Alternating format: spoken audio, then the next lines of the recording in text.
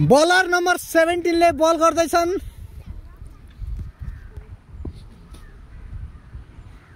दायाँ हाते बल्लेबाजले बल गरेका छन् र फेरि पनि बल र ब्याट बीच कुनै सम्पर्क हुन सकेको छैन।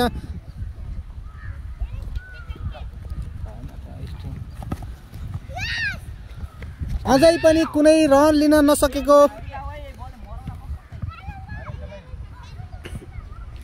आजको म्याच धमेकेदार हुने सोचेका छौं। फेरि बलर दौडिएका छन् र बल र ब्याट बीच अझै सम्पर्क हुन सकेन र मात्र रन 4 जोड्न सफल हुनुभएको छ।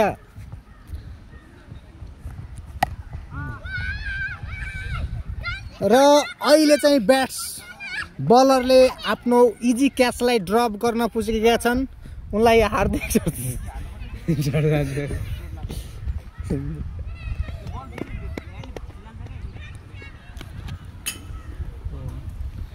यहाँ बल गरेर पनि देखिएको छैन। बल खास देखिला नै हाटै गर्नु पर्यो हो।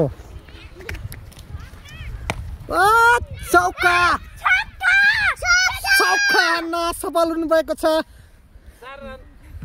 र उहाँको पर्सनल रन चाहिँ एड हुन पुगेको छ। उहाँको अहिलेको स्ट्राइक रेट 200 मा खेलिरहनु भएको छ।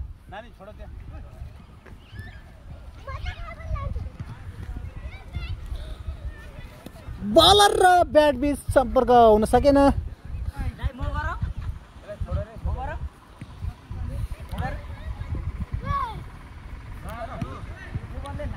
यो सिरिजको यो फर्स्ट गेममा उहाँले 200 को स्ट्राइक रेट खेल्ने उहाँ पहिलो ब्याट्सम्यान हुनुहुन्छ र फेरि चौका चानबाट रोकेका छन्।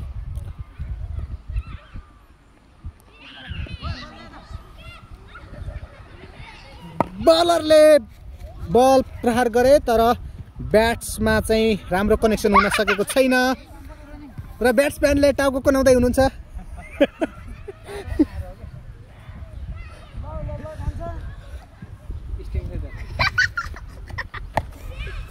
क्याच इजी क्याच र फेरि पनि उहाँले चौका प्रहार गर्नुभएको छ। उहाँको पर्सनल रन चाहिँ 12 हुन पुगेको छ। उहाँको व्यक्तिगत रन चाहिँ 12 भएको छ र उहाँको स्ट्राइक रेट 386 पुगेको छ।